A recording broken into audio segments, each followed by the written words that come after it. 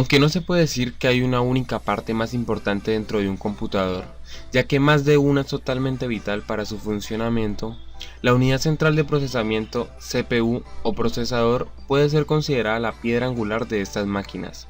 Y es precisamente este componente el encargado de computar, ordenar y procesar. Sin embargo, la mayoría tenemos nociones más bien pobres de lo que realmente hace, dudas sobre cómo lo hacen y muchas preguntas sobre cómo se han convertido en los complejos milagros tecnológicos que son hoy en día.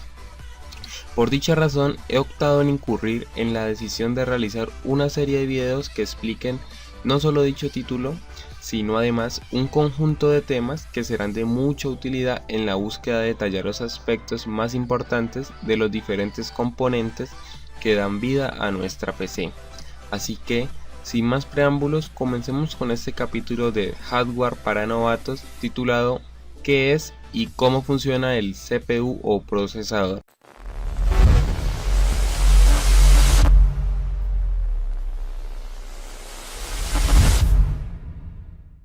El procesador o CPU se considera que es el cerebro de una computadora. Sin este, el equipo sería incapaz de hacer cualquiera de las funciones que realiza.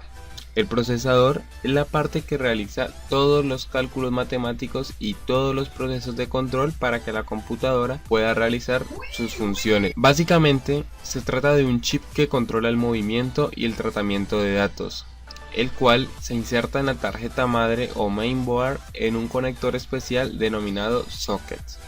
Exteriormente, un procesador es un cuadrito que tiene uno de sus lados llenos de pines. Esos pines son los que se insertan en el socket mencionado anteriormente, el cual está lleno de agujeritos. Encima lleva un ventilador, el cual suele ser bastante grande para disipar el calor que genera con su actividad. Cabe mencionar que todo en la computadora son datos y números.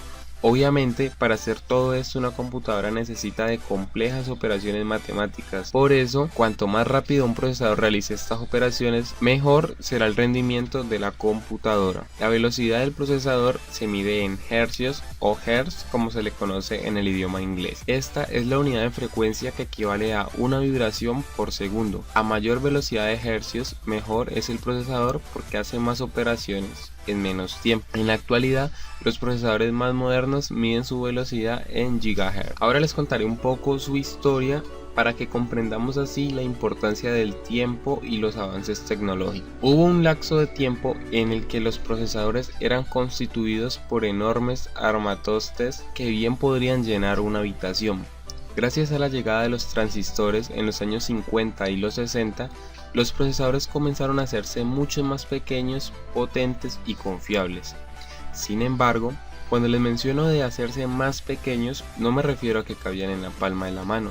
Simplemente pasaron de ser tamaño habitación a ser tamaño nevera, por así decirlo. Con el pasar del tiempo, vino la invención del circuito integrado, que resumía básicamente todo en una única placa, y poco a poco todo comenzó a reducirse en tamaño y aumentar en rendimiento.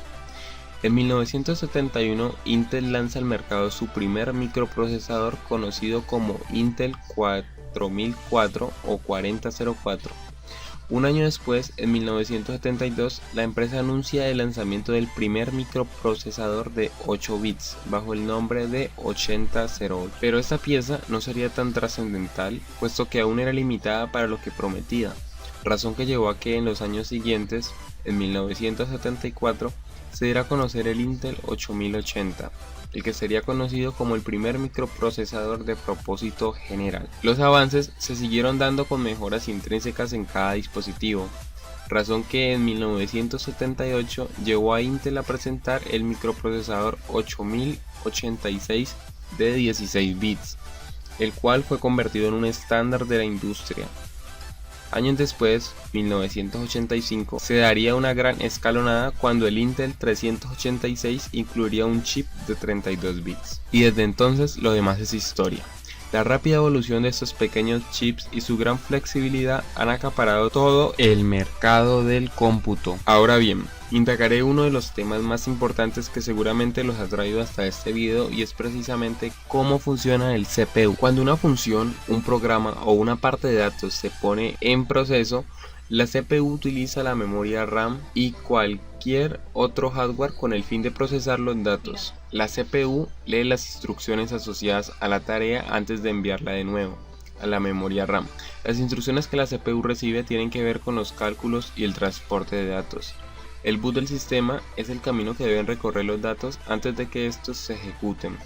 Es tarea de la CPU asegurarse de que los datos se guíen por dicho sendero con el fin de ser procesados y luego llegar a la siguiente etapa.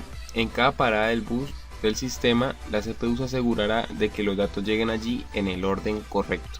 De manera paralela, el procesador maneja dos datos en un mismo momento. Uno de estos son los datos que necesitan ser procesados y el otro es el código de programa que está conectado a dichos datos. El código de programación es una lista de instrucciones sobre cómo los datos deben de ser manejados y posteriormente tratados, pero en un idioma que el procesador puede interpretar. Como seguramente habrá otros componentes de la computadora que no entiendan ese código de programación, el trabajo del procesador es interpretar las instrucciones para esos componentes. Cada procesador maneja ambos tipos de datos hasta que ya no se necesitan. Esto es cuando se cierra el programa o cuando ya no se accede al hardware utilizado. Resumidamente, la función del procesador está fraccionada en 4 fases. En primer lugar, lee los datos que deben ser procesados. Posterior a ello, se analizan los datos que se han leído en la primera fase.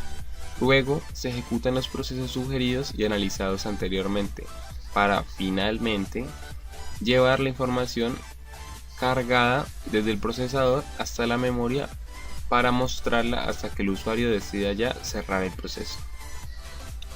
Y bien, eso ha sido todo por hoy. Espero les haya gustado esta sección del canal. Si el video fue de tu agrado, recuerda suscribirte al canal, valorar con un me gusta, compartirlo con tus amigos y no olvides dejar tu opinión sobre qué te pareció o qué te gustaría ver en otra ocasión. Yo soy de Sega Red, estoy a su disposición y hasta la próxima.